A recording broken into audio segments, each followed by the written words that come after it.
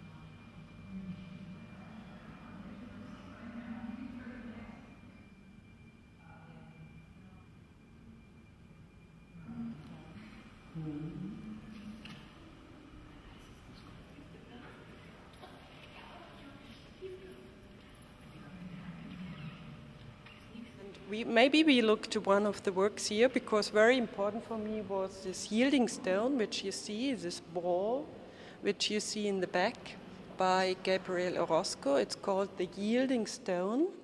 And this yielding stone, it shows how figure today is showed. Because when you see just a ball in the beginning, but what is this ball? You see traces on it when you go more narrowed. And on the other hand, when you see the material, it's plastiline, and when you can find out the weight of it, it's 60 kilograms, and it's the weight of the artist himself. So when you see it, you suddenly realize, or when you realize it, you see it's a portrait of the artist himself. And what he has done with this sculpture, he rolled it through the city, so he made it vulnerable. And he says also by himself that it's the first sculpture he made where he shows vulnerability. And that's so important for me. It's soft outside, and it's of course also soft to the inside, but the soft makes also a hard core inside. So it has a relationship to the outside, and it has a relationship to the inside, but the inside is strong, and the outside is flexible.